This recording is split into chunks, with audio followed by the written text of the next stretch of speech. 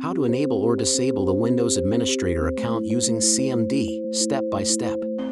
First, you need an existing administrator account and user account control access.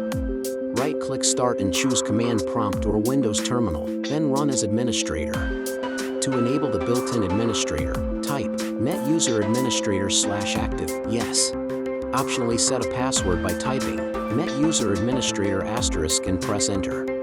Verify status with NetUserAdministrator and look for account active, yes. To disable the administrator later, type NetUserAdministrator/active, no.